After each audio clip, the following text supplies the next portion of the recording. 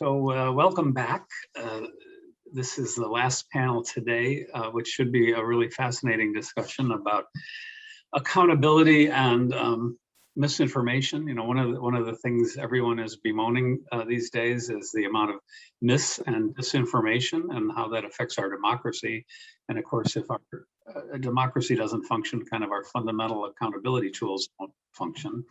And one of the questions is that has been posed lately by a kind of an outburst of libel litigation is whether the libel law can effectively be considered a pro-democracy tool, or is there more fraught in terms of the harm it would cause to our system to be expanding the amount of libel litigation going on. So I'm really looking forward to this panel. I will say again that if you have questions, put them in the Q&A. We will try to save time at the end for some questions from the audience. And I'm going to just very briefly introduce the panel. I'll remind you again, there is a more extensive biographies of each of these really experienced people at the webpage for the conference.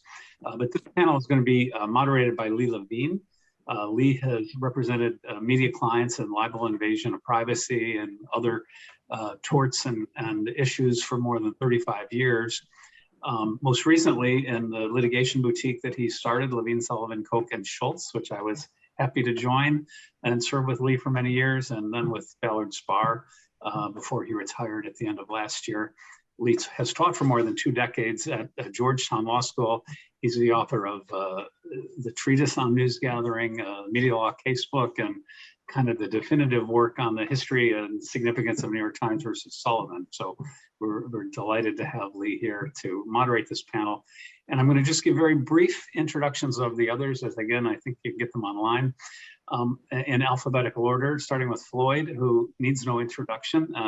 He's a visiting lecturer at Yale Law School and a partner in the law firm of Cahill, and Reindel, and most of you know him very well. Tom Clare is a partner in Clare, Locke, and is best known for representing high-profile clients who are targeted often in hostile media investigation or the subject of statements in the press. And he's currently the lead lawyer in several of the lawsuits involving the 2016 election and the Dominion and Smartmatic election machines. John Langford is counsel at Protect Democracy. Before joining Protect Democracy, he was a clinical lecturer in law at Yale Law School and a staff attorney at the Media Freedom and Information Access Clinic. So delighted to have him back. Lyrissa Lidsky is currently Dean and Judge C.A. Leedy Professor of Law at the University of Missouri Law School.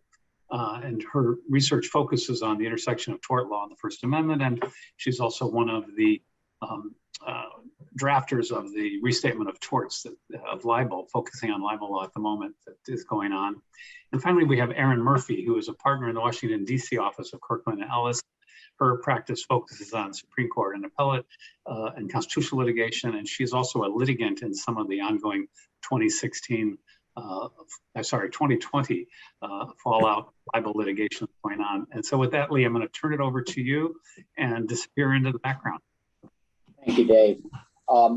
As Dave mentioned, we're here to talk about disinformation as a legal issue. So I guess the first question that I would pose to each of the panelists, and I'll start with you, John, and then go around the horn. What do you define as disinformation? Is it having a negative impact on the functioning of democracy, and in what way, if so? Thanks, Lee. I think people here are probably familiar with the distinction between dis and misinformation. Traditionally, misinformation is false information that wasn't intentionally created to be false and disseminated for the purpose of deceiving people. Disinformation is propaganda and other sorts of intentional disinformation that's created for the purpose of deceiving people. I think there's different kinds of disinformation that are sort of relevant to whether our democracy is functioning. There's everything from the grifters who will sell you a supplement that's not regulated by the FDA to lies about the results of elections. I think it's that latter category that is concerning for our democracy. Zooming out, our organization, Protect Democracy, thinks about the sort of threat to our democracy primarily as being from the rise of authoritarianism. When you look around the world, professors Stephen Lidsky and Daniel Ziblatt, both professors of government at Harvard, have talked about how contemporary democracies often fail at the ballot box through measures that are nominally constitutional. So using legal means to achieve ultimately undemocratic goals. And there's a very well-defined playbook that authoritarians from Turkey to Hungary and Venezuela to Poland use. And it includes politicizing independent institutions, spreading disinformation, aggrandizing executive power and undermining checks and balances, quashing dissent, delegitimizing vulnerable populations, and corrupting elections. If you have any questions about whether disinformation is undermining our democracy, I think you only need to look at the polls that show, as recently as 2 weeks ago, that 78% of Republicans say that Biden did not win the presidential election. 54% of Republicans believe there's solid evidence for that. That result reflects another poll from June earlier this summer, where Monmouth University found that 1/3 of individuals in the United States remain convinced that the 2020 election was fraudulent. That's a huge problem for our democracy, because at the end of the day, democracies only work if people accept the results of elections.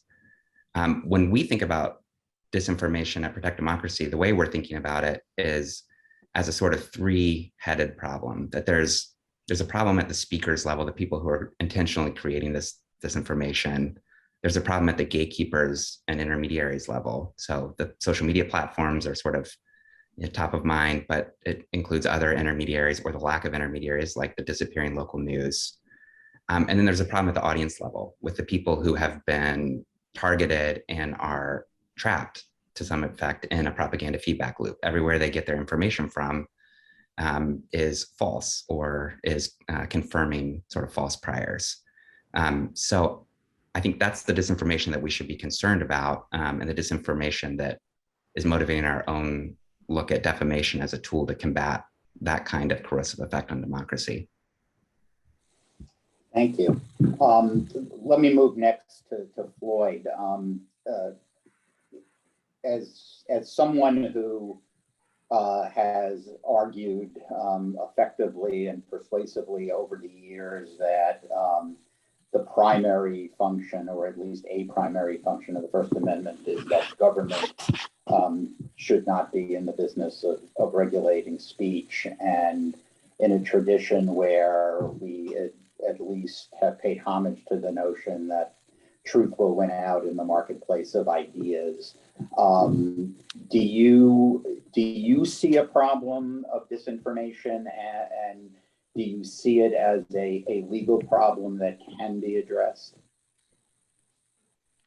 I certainly see that. I certainly view it as a problem.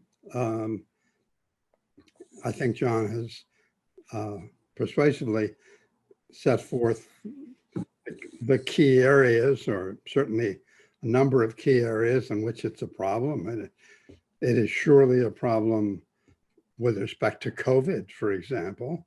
That's not government as such. I mean, government's around, but I must say I do have a lot of problems dealing with it beyond the ways that we have always relied upon, and that have often, especially in recent years, failed.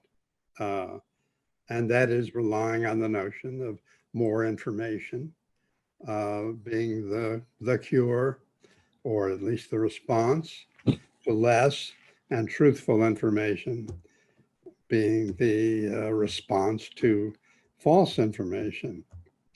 For myself, I favor social media making decisions of this sort. That is to say, when they have to decide what in the old world we used to call what to print, I think, I mean, they're not only legally protected in my view, I think they serve us and serve democratic norms by saying, however, sometimes wrongly, nonetheless, by saying we don't want that. We don't want to be the purveyors of what so clearly to us seems to be either undemocratic speech in a different way, a discriminatory speech, for example. And we don't want to send out a speech which will lead people to be unhealthy as determined by independent doctors, medical, government agencies, and the like. I think they serve us. And while there are always dangers, and they're doing so given their power and the enormity of the role they play with respect to speech in America, I think that's a good idea. But in terms of dealing more directly, that is to say, not just through social media itself, making decisions. I start out today, at least, I'm persuaded that there's going to be much that we can do about it, except to keep trying to get the truth out and keep trying to tell people who are inadvertently or unknowingly putting out false information that it's false and that they should stop. Thank you. Lyrissa, putting defamation to the side for a minute from a more macro First Amendment level, do you agree with Floyd, or do you think that there is a role for the law and government in solving this disinformation problem? You're on mute. I'm tremendously torn, but I ultimately do agree with Floyd. But here's one of the things that makes me tremendously torn that we haven't mentioned yet. So one of the problems is a problem of scale, and the disinformation crisis, setting aside defamation, that disturbs me probably most greatly is the role of artificial intelligence and foreign bots in creating disorder in our electoral system, in our response to COVID. And so, for example, there's a recent MIT study that came out that says that troll farms reached 140 million Americans a month on Facebook right before the 2020 election. And so I really see that as a national security problem, not so much a First Amendment problem that has to be dealt with in some intelligent way. And I'm afraid, because my expertise is in First Amendment law, I'm not quite sure what the right solution is. We're very, traditionally, we First Amendment lawyers are very skeptical of the ability to draw consistent lines in deciding what content is outside the boundary line. But when you're talking about Russian and Chinese bots sowing discord within the United States, I think you've got to try to attempt some form of regulation with regard to that. I agree with Floyd that it's very dangerous in a situation like the election disinformation situation to have the government trying to tell a platform. I mean, I just don't believe the government should tell platforms what they're supposed to be, what they're supposed to have as a content moderation policy and enforcing it. Thank you. Tom, again, let's put the defamation piece to the side for a minute. This part of the discussion seems to be focusing on social media companies and regulation of social media as a problem that may or may not be well addressed by the law. In your practice, are you looking on behalf of clients at social media companies, and do you think there is a role for government intervention in that area, either through litigation or through legislation? I mean, I think the role of social media providers is incredibly important in this discussion. And it goes to the point that John made a little bit earlier about his second category of the tools.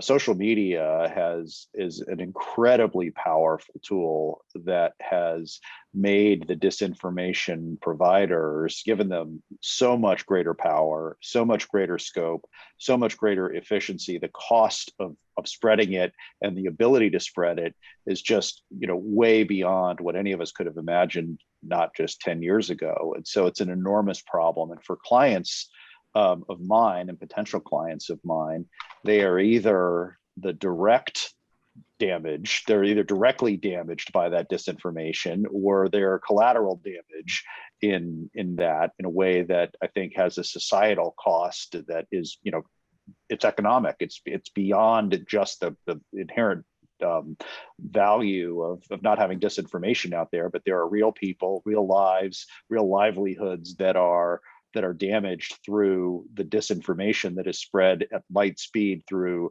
viral social media platforms. And so, yes, we look a lot at the role of social media. And it's interesting to me, the progression of thought that has occurred just in a short period of time over this notion that, well, we need to have it be completely the Wild West, and that the marketplace of ideas will lead to the truth coming out.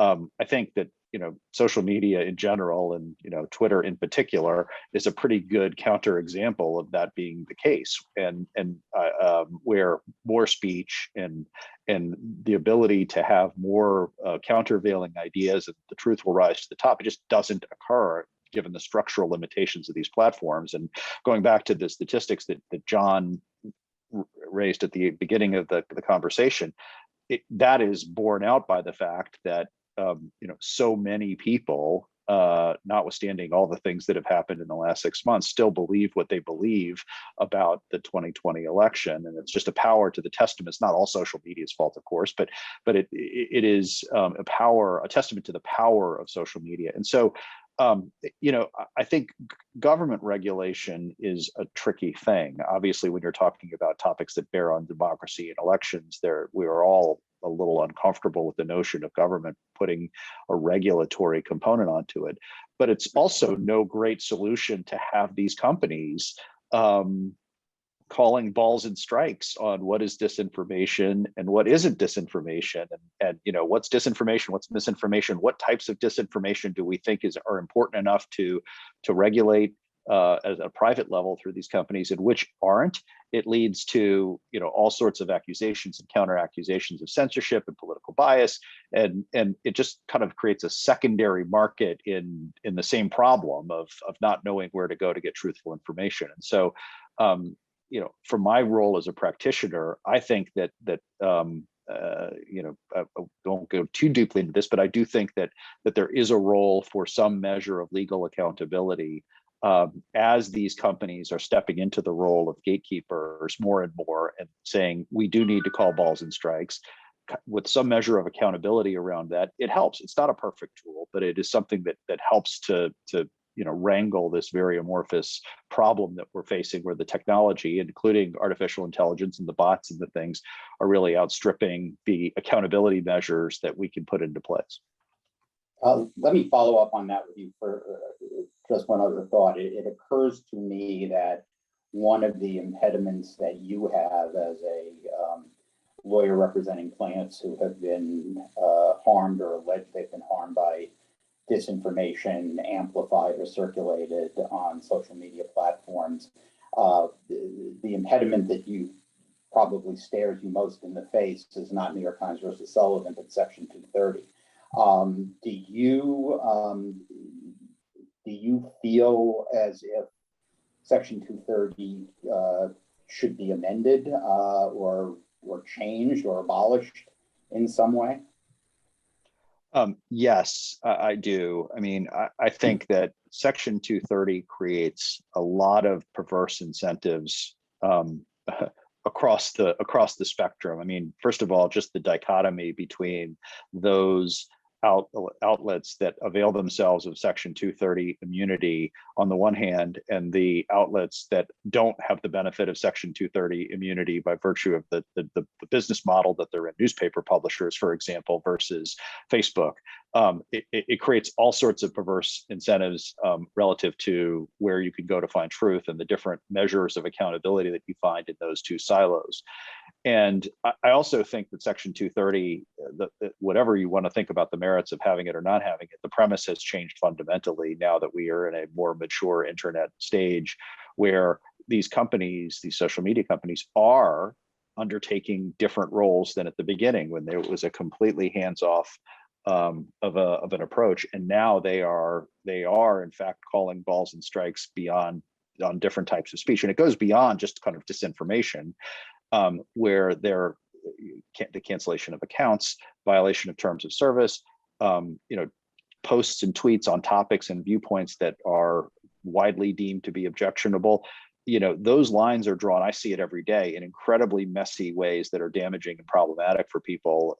And so I think removing that barrier to accountability would help. Is it going to be perfect and solve the problem? No, but I do think that between the perverse incentives it creates and also the insulation from liability that no longer really has a foundational foothold into the more mature internet world, when the companies are in fact making these decisions, I think it's time.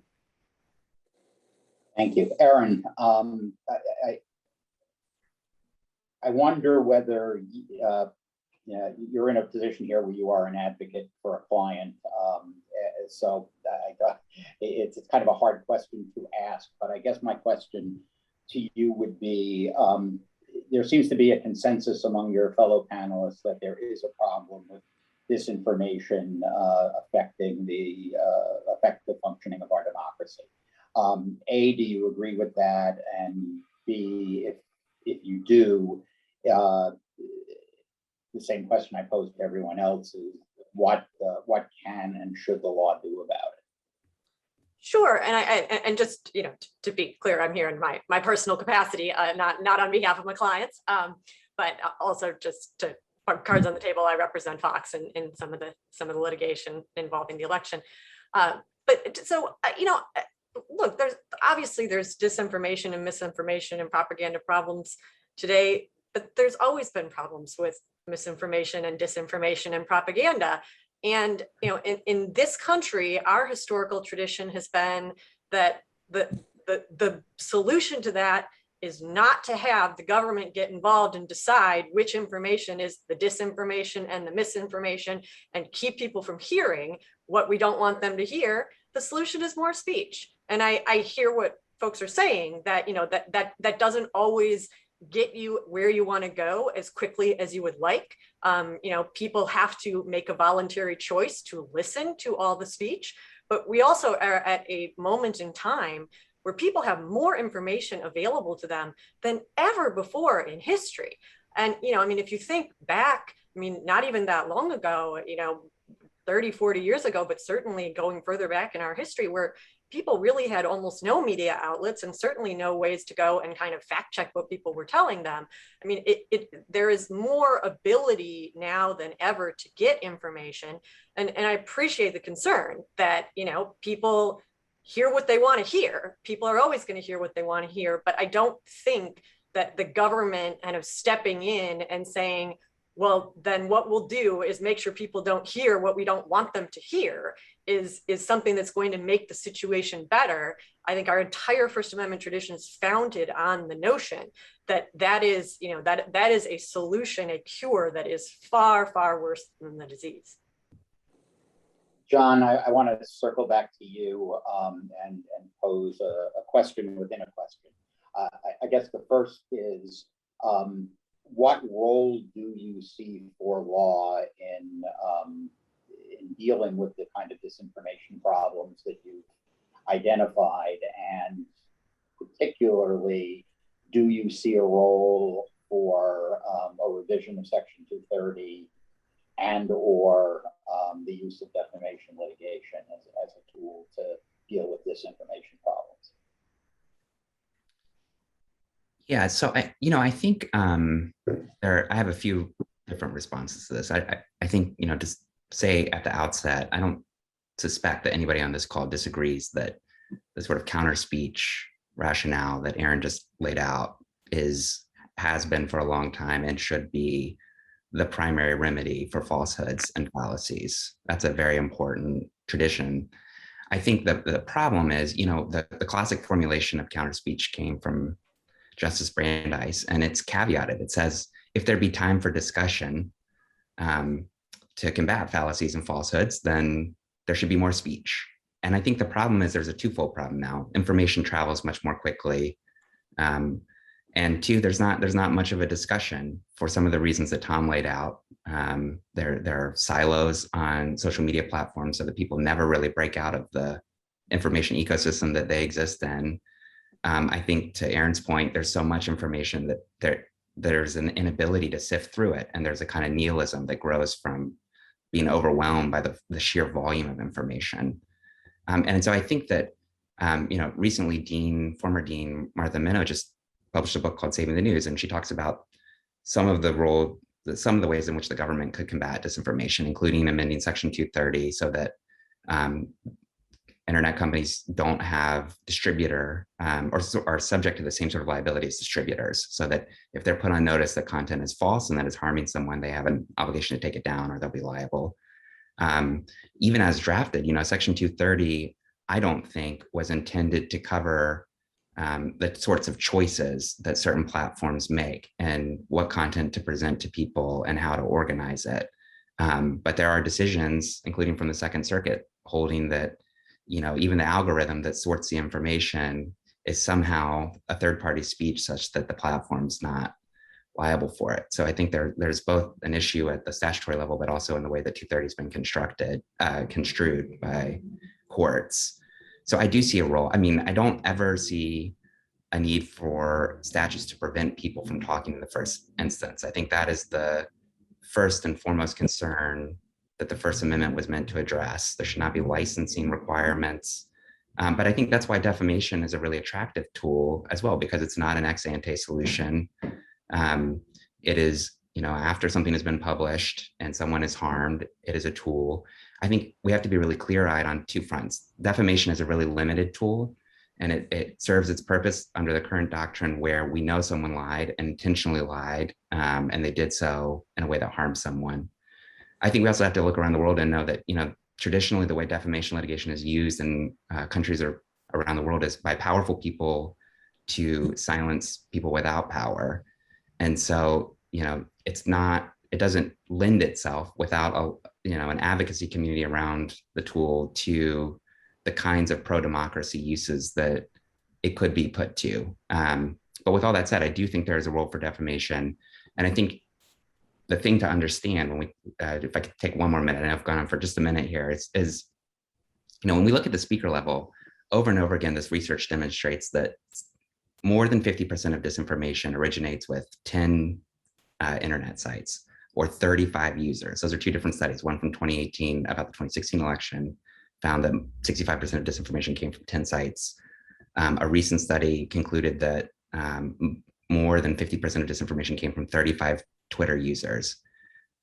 If that's the landscape, and I also, I don't want to undermine Dean Lidsky's point. Bots play a huge role in here as amplifiers. There are disclosure requirements that should be in place to stop that kind of thing. But talking about the people who really create something, bots need disinformation to spread, and that universe is small.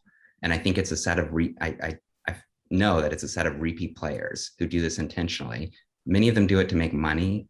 I think a good number of them also do it for political gain or to serve political allies. Floyd, I want to ask you specifically about your views with respect to whether defamation litigation is a useful tool and one that should be used to combat disinformation in the political sphere. But if you have other things you want to say about either Section 230 or other legal ways to combat disinformation, I'd be happy to hear those as well.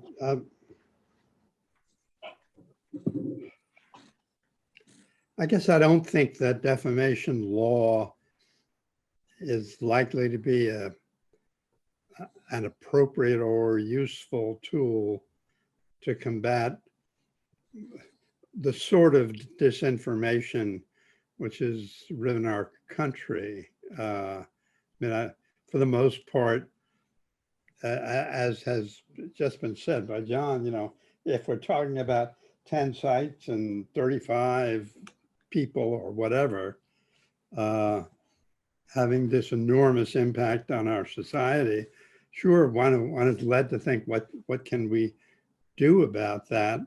But I can't see how defamation law even fits, because the problems, the biggest problems that we have in this area are not about individuals or companies being harmed by false statements, although that happens. But disinformation is about bigger game than that. Sort of, what kind of country are we? What's going on? Are we going to get sick if we do this? I don't see a role in our country, and surely not historically, but even looking ahead, to have in effect some sort of truth commission. And if that is so, it's hard to see an answer there. I mean, should there be some way for who, if not the government? And I'm learning as I listen to all of you about these things, but is there some way to have some non-governmental entity take some leadership role in a manner that persuades social media entities not to carry this stuff, or at least the large, dominant, elephantine social media entities? There could be, but it's no help to say, but it's hard to deal with. I ask myself often, are we better off as a society? Were we better off when we had 3 television networks being the main source of information about the world to the country? Even if the answer were yes, it's not an answer to go do anything. But I put it this way.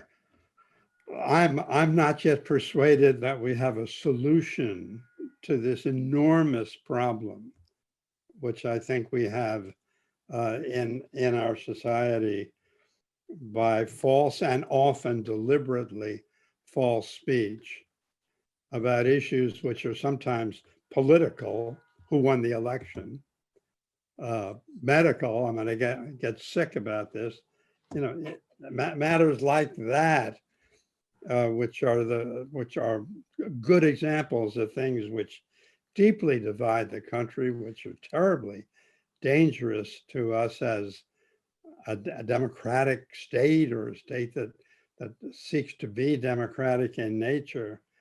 You know, we may just be left with somehow trying to find a way to make more speech which is true, more credible, or more powerful. I mean, if Warren Buffett were here and he said, I have unlimited amounts of money to do good, tell me what you think I should do in this area.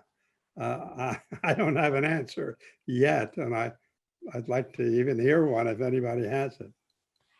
All right. Lyrissa, do you have an answer? Well, I don't have an answer. I have some thoughts. Right. Unfortunately, if I had the answer, I might be very wealthy. So I think Floyd is right that the purpose of defamation law is not to police lies per se. It only polices lies as it does that incidental to compensating individuals for lies that harm their reputation.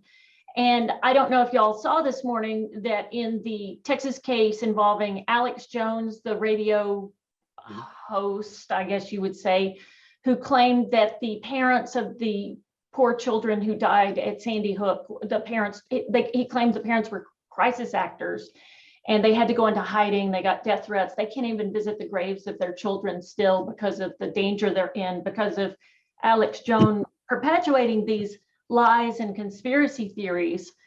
There has been a default judgment in that case because of discovery abuses, which is kind of an interesting twist to the case. But I think it does illustrate how the tort of defamation, as John pointed out, in a very narrow sense, can police certain narrow kinds of lies in a way that combats disinformation.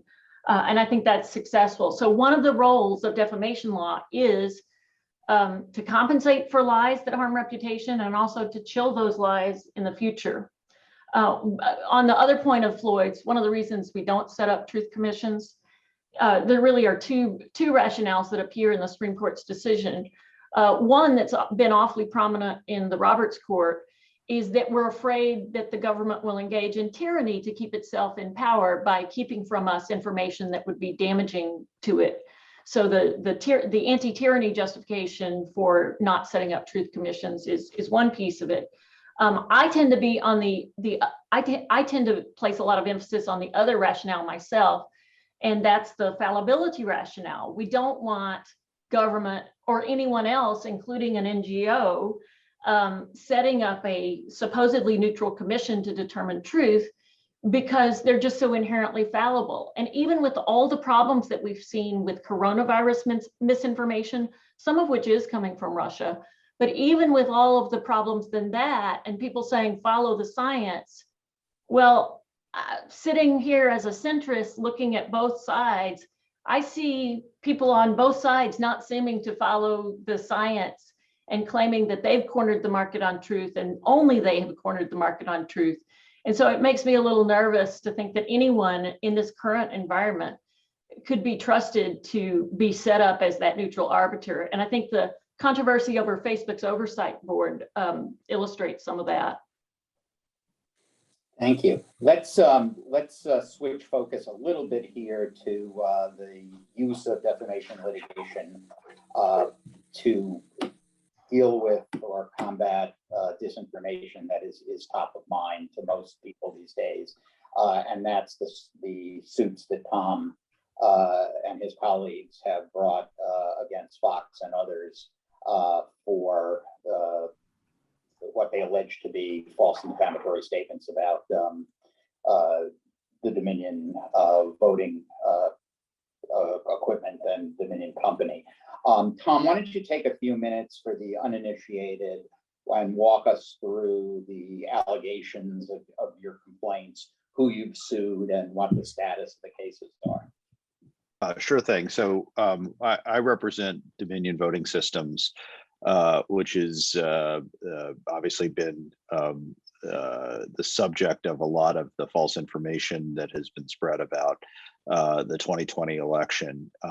We have thus far filed 7 lawsuits, some against we'll call individual speakers, people like Sidney Powell and Rudy Giuliani and Patrick Byrne and the My Pillow guy, as well as a case against some of the media players who have been involved in both disseminating the first person speakers' false statements, and then also, as alleged in our complaint, endorsing the truth of some of those false assertions in their own voice. And so we have a case pending against Fox in the Delaware court. We also have a case pending against Newsmax pending in Delaware court. We also have a case pending against OAN, the news in DC federal court.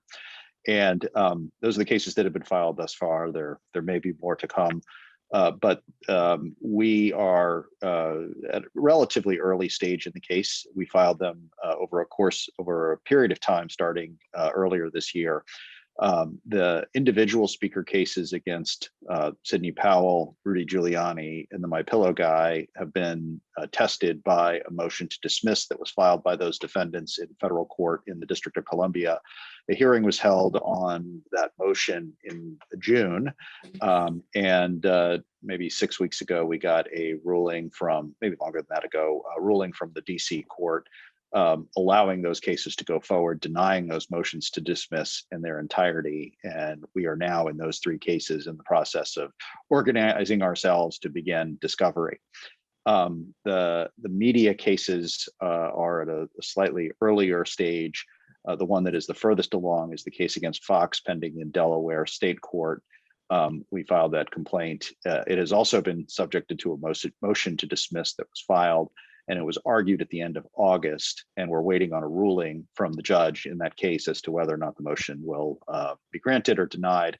And in the meantime, we're organizing ourselves to do some basic early discovery that would need to be done in any event to make sure that evidence is secured and witnesses' memories are preserved and those sorts of things. And so we're anticipating a ruling on that relatively soon, and then we're hopefully off to the races in discovery.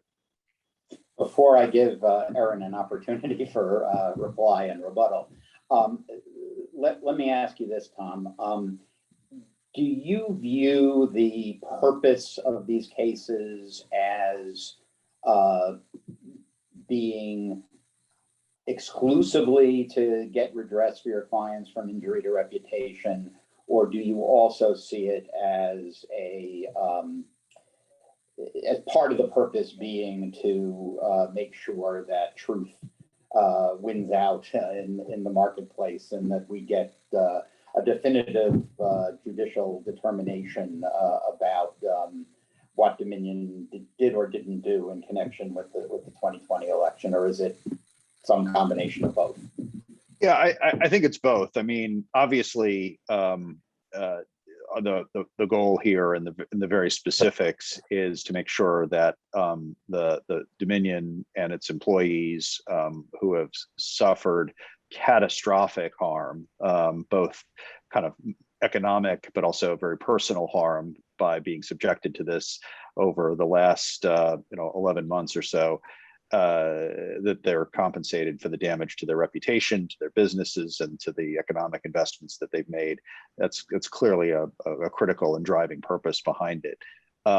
And to some extent, it can't even accomplish that, even if we are wildly successful, just given the damage that's been done. I mean, we can't undo the death threats. We can't undo the personal trauma that a lot of these folks have suffered as they're being subjected to security risk and real security incidents by virtue of all of this. So even if we're successful, we will not have accomplished goal number one. But to answer your question, I do think, this is Tom Clare speaking personally, I do think there are 2 other objectives and reasons why these are important cases. And one is to get the truth out there. There is a component of this to set the record straight, to use the tools that our justice system provides, which is an adversary system that is used to decide all sorts of other important things in society, the jury system, as a truth-finding mechanism, and do it in a public way so that the public can see both Dominion's evidence and the evidence that's put forward by our adversaries on why it was they believe it was appropriate to say these things or to report on these things or to more broadly disseminate them. And we'll have a verdict on the truth in the very specifics. But I think that's important. Certainly the setting of the record straight for Dominion. It's important for the people to know, Dominion's actual customers and the public at large to know what Dominion did or didn't do in all of this. And the only tool we have to do that is through this sort of a lawsuit. It may be imperfect, but it is one. And then I do think in this particular setting, there is a more of a societal importance to these cases, that there is, as John, keep going back to those statistics, there is an enormous distrust in the world right now about the integrity of the United States elections. And I think these lawsuits play an important role, hopefully, through that very public process, at least trying to restore some faith in the integrity of the elections in the only way that we have available to us. Because I think without it, we're going to be left in this very fractured situation that presents a great threat to democracy. So I think it's good when we can both bring these cases that have very good salutary effects in the specifics, i.e. to protect Dominion and to make sure they're compensated, but also have this broader societal goal of restoring faith in our election system. Thank you, Erin. You get as much time as you want to respond to any or all of that, but I would also appreciate it if somewhere along the way you would describe your motion to dismiss. And specifically, I have a question of whether or not you think your motion is attempting to move the envelope a little bit, a lot, or not at all in terms of the protections as they have evolved to date.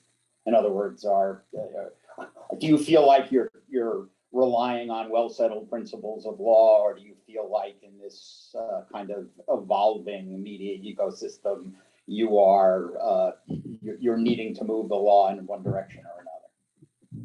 Sure, and just to clarify up front, I'm not involved in the litigation that Tom just talked about. But I am representing Fox in a case up in New York that was brought by Smartmatic that has a lot of the same issues. And so so I represent Fox, and up there some of the hosts were sued directly, and so we represent Fox News itself and Fox Corp and the hosts who had programming that talked about the accusations of election fraud. And the basic argument, I think what we've been trying to make clear all along is that there's a critical distinction in a context like this one between defamation litigation against who sort of started the story and defamation litigation against the media that reported on it. And obviously there are some contexts where that's all sort of one and the same. You can have cases, you can certainly have defamation cases where they arise out of the media doing like its own internal investigation and then breaking the news of allegations against such and such person or company or whatever, and saying we investigated this, we're telling you this, it's our breaking news. That's really quite different from the context here. I mean, as we all remember, I mean, the election fraud allegations were existing independent of kind of who was covering them. The president was making these allegations and bringing actual lawsuits through the Trump campaign. The president and the campaign and his lawyers were holding press conferences and putting out, all sorts of information about their allegations that there had been fraud in the election.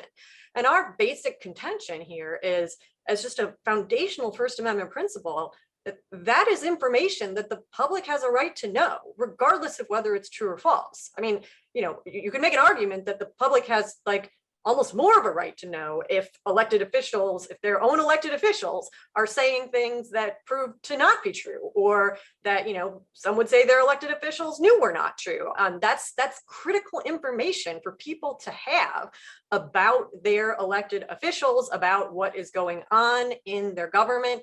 And it's information that they're entitled to, and that, our contention is that the press has a right and an obligation really to report on, regardless of its truth or falsity. And I think that's why here, I mean, it's not as if Fox was alone in covering these allegations. I mean, basically every outlet in the country and many around the world were covering the fact that allegations were being levied by the sitting president of the United States, that there had been massive fraud in the election, and there was actual litigation ongoing. And all of that is, what was basically being discussed on these programs. And so what we have argued throughout the case is, when you're dealing with something like that, when you're dealing with things, I mean, there's certain privileges that kind of all get at this same basic notion. One is the fair report privilege that is about statements made in litigation. Another is generally known as the neutral report privilege, which we can talk in more detail about. People have different conceptions, and it can be understood narrowly or broadly. But it's basically the idea of there's some types of statements and some types of news, and we would say statements made by particular individuals that are newsworthy by virtue of being made, even if they're false. And that when you're in that category, the First Amendment, just at its most basic level, protects that. And so, you know, I think, I mean, can I, to answer your question about whether we're, you know, whether we see this as an expansion, I mean, we really don't. I think this is like an absolutely core First Amendment principle. I think if you go back and, you know, we've done this and look historically, like, you're not going to find cases where the press was sued for reporting what, like, the president said. You know, you could sue the elected official if you think they said something wrong. But you're not going to find those cases because that is the kind of core information the First Amendment is supposed to allow to be out there. Now, you can have a debate about where you cut that off, you know, and that's what I think the real debate about the scope of neutral report has been. Who fits into that bucket of statements that are newsworthy just by virtue of being made? You know, there's going to reach a point where it's like, well, that person's not really that newsworthy, and we shouldn't kind of let, like, be a mouthpiece for defamation for them. But I think in the realm that you're dealing with here, when you're talking about allegations, you know, that were made by, I mean, really by the highest office in the land and officially on their behalf, that you know, strikes me as sort of the easy case for what really falls in that protected First Amendment bucket. And you know, I mean, I'm sure Tom would respond and say what he already said, which is certainly you get into a debate about, okay, well, is the press, you know, kind of embracing it too much, being too supportive of what they said? And I just think that those lines become extremely hard to have, like, the judiciary and the government policing, in the sense of saying, okay, yeah, you were reporting on something you had the right to report about and the people had the right to know, but, you know, you were a little bit too much of a cheerleader, or we could tell you actually wanted one side to be right, even though you said you weren't sure who was. You know, I think that the far safer way to protect our four First Amendment privileges is to say, when you're in that zone of information that is just newsworthy by virtue of being made, these kinds of allegations, that's really not what defamation law is supposed to be about. You know, sue the actual source of the allegations if they're false. Don't, you know, sort of sue the intermediary that's doing the job of the press of ensuring that the American people know everything they can about the most important news story of the day. Let me follow up on that with this. The last point you were talking about is, you know, when you're talking about the neutral reporting privilege, is commonly been referred to as the endorsement exception. And in the fair report privilege context, it's that same notion has kind of been incorporated in the notion that the report has to be fair. Are you arguing that we've reached a point where, as a matter of First Amendment law, those requirements should be done away with? Or are you suggesting that when they are applied, they need to be applied with a heightened sensitivity to First Amendment values? I think it's more the latter. I mean, you know, there's a role for that kind of analysis. Obviously, like, if you say, oh, this was in an affidavit, and you're just like 100% dead wrong, and what you're saying was in it is false, and you know, then you'd get into an actual malice discussion. But you know, so you know, I don't think our contention has ever been that there's no role for those doctrines to play, but I do think they have to be, you know, applied with extreme sensitivity, and that you really need to look for, you know, like that kind of objective sort of lack of fairness, or that really objective endorsement, not sort of a just around the edges, well, you know, I might have played this a little more straight or with a little less commentary, especially when you're dealing, as a lot of the allegations are here, with more of kind of news commentary shows, opinion analysis type shows, that are kind of that classic context where you have a lot of that type of kind of caustic language, hyperbole, et cetera. I mean, there's legions of cases talking about the importance of thinking about that kind of context when you're doing that threshold analysis of whether you have any defamation in the first place.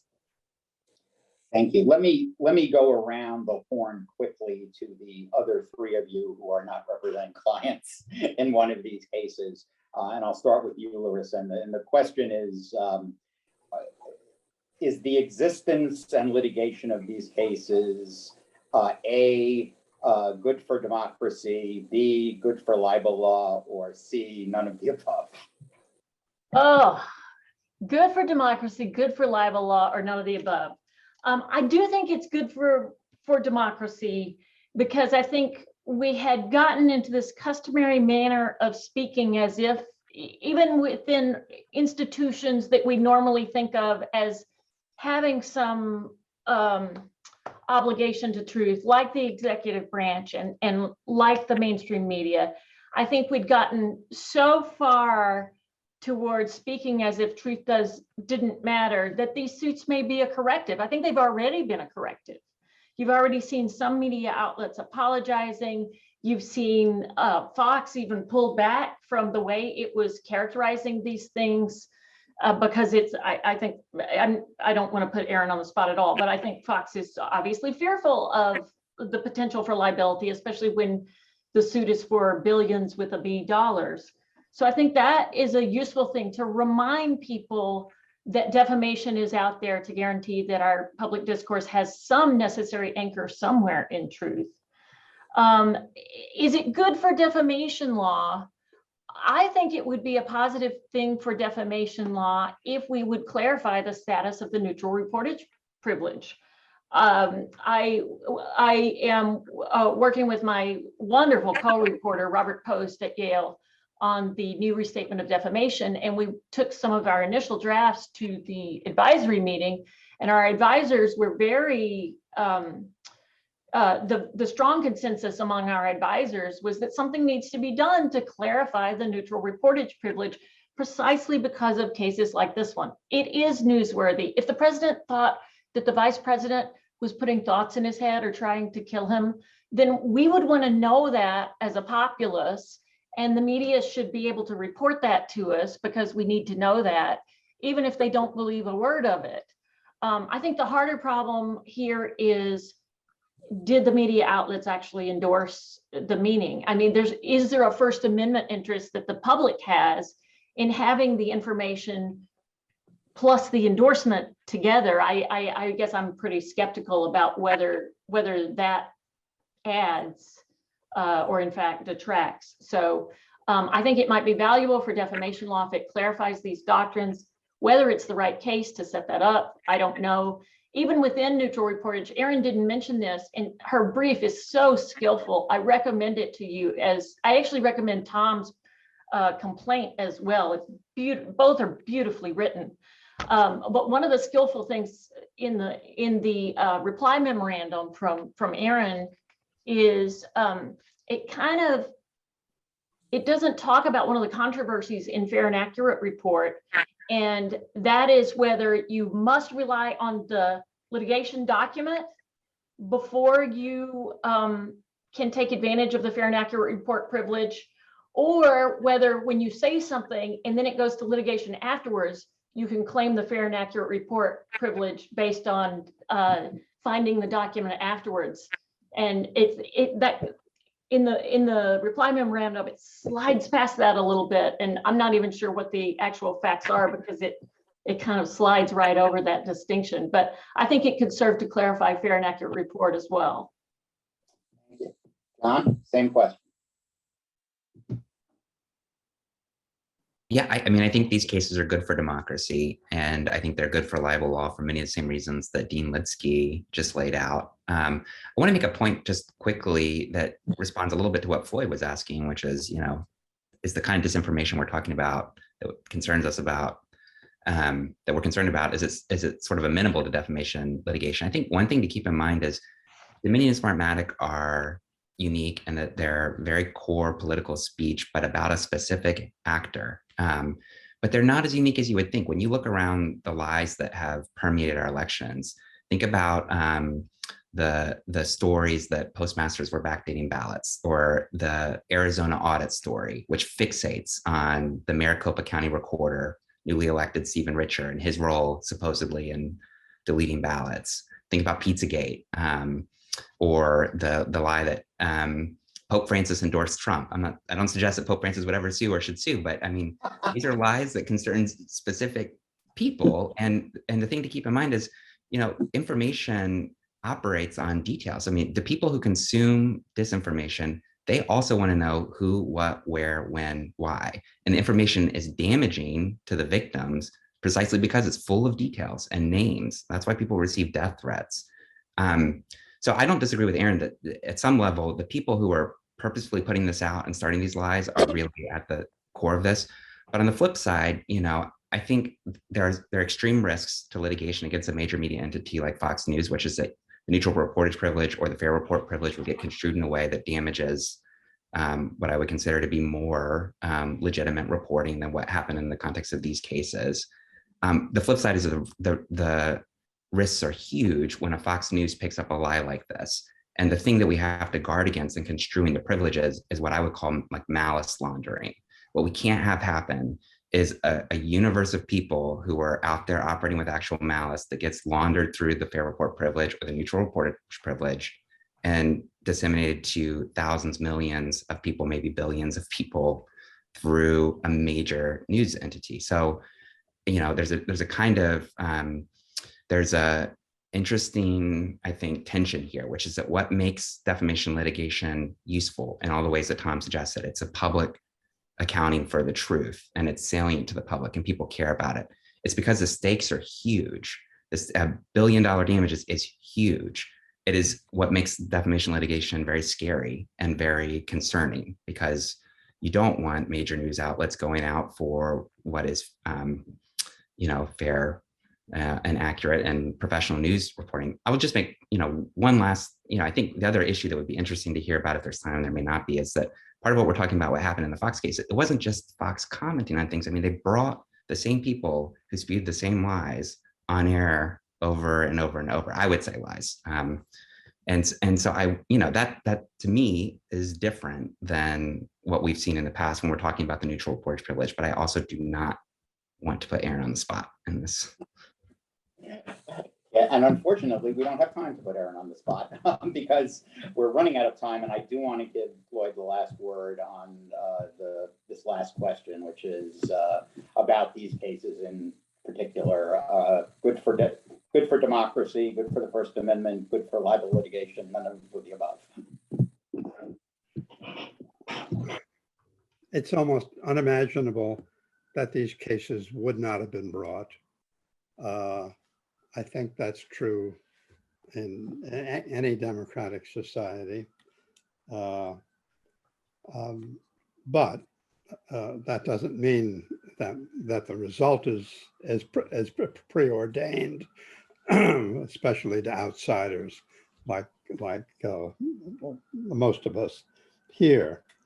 Do I think it can be bad for defamation? Yeah, I'm concerned that frankly, that some judges will be so upset, angry, furious at the defendants that they will write things which will have enormously narrowing of what we mean by actual malice or the application of New York Times against Sullivan. I'm concerned if the plaintiffs were to win the case, that damages could be so large that it would have a genuine and continuing chilling effect, a genuine, provable chilling effect.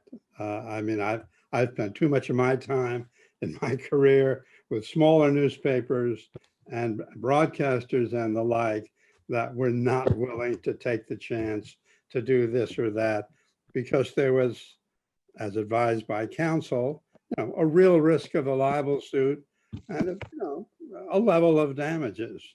At some point, we get to damages of such magnitude, whether justified or not, that it has a real dangerous impact. I must say, I was the counsel in the neutral reportage case. I'm delighted to have everybody talk about it. It has not exactly made its way in the law, as a major barrier to libel recovery. But that certainly is one thing I'll be looking out for in the case. I think in the cases, I think that, you know, the defendants, even if neutral portage were applied, would have some serious explaining to do as to how what they were doing was neutral. And that just comes with the case. But that said, look, the first question to me is, ought we to have libel law? I mean, are we in favor, particularly we on the defense side, in favor of having libel law? And if, as with me, the answer is yes, then this could be the sort of case. I'm not avoiding answering. I don't know the facts of the case well enough, and outsiders never do. But it could be the sort of case where you know, a substantial libel recovery would be irreversible, even by Justice Brennan. Thank you, Floyd. I am informed by Dave Schultz that we actually have a few more minutes, so I am going to give Erin an opportunity to speak to an issue that John raised that I actually have been thinking about, which is the notion of endorsement in the neutral reported privilege. It has traditionally been litigated from Floyd's Edwards case on in the context of print media, where, you know, the question is, do the words said by the author endorse the allegations made by the third party? In the world of television and in the world of the kind of television that's at issue in the Smartmatic and Dominion cases, is there a role to be played by the factual point that the same guests are invited over and over again, that they are pre-screened by producers about what they're going to be asked and what they're going to be, you know, what they're going to say? Are those kinds of pieces of circumstantial evidence relevant to the question of endorsement, or are we in line with what you were saying before? Do we really have to be careful here, and should we limit it to the express? I agree with what you just said. Yeah, I really don't think they're particularly relevant here. I mean, if you understand the principle that the public has a right to know that allegations are being made by an elected official, I don't think the public stops having a right to know that the second or the third or the fourth or the fifth time. I mean, as long as they're still making the allegations, you have a right to know that they're still making them. And, you know, here in a context where, I mean, there's new lawsuits being filed all the time and new allegations that they're making. I mean, those things are that news that we contend the public has the right to know, regardless of its truth or falsity, is still happening and is still just as newsworthy. And so, you know, whether it's true is sort of beside the point. So I don't, that's to me, that's exactly the problem, is if once you start thinking about endorsement that way, as not did we, you know, bring someone on and say, you know, I know they only, you know, they brought a lawsuit, but I'm not here just to tell you they brought a lawsuit. I'm here to tell you they're right. You know, we've independently investigated this. We ran this down, and I, you know, so-and-so host, I'm here to tell you personally that I know this and I'm reporting it to you. I mean, that's, you know, that's a different case from a case where you're saying, you know, hey, welcome so-and-so, you are the lawyer for the governor, and tell us about what you are alleging on the governor's behalf. I know you filed a lawsuit last week. Tell me about the one you filed this week. How's the litigation going that's been going on for 3 weeks? I mean, if that story is still a story and those things are still happening, I think that the notion of, you know, that there's some point at which the press has an obligation to stop reporting it is really problematic. And that's where I think that, you know, that way of thinking about endorsement is just a very, very slippery slope to saying you can't report things at all that are actually just allegations that the public has a right to know. Thank you, Erin. I wanted to turn to, well, in the few remaining minutes we have, to a question that was raised in the chat, which is actually in the Q&A, which is actually something I have also been thinking about, which is, and the questioner didn't put it this way, but one way of looking at it is, was United States versus Alvarez wrongly decided? Is there room in our First Amendment jurisprudence for the notion of a new category of unprotected speech, which is false speech that does some demonstrable harm to a public interest? Lyrissa, good idea, bad idea?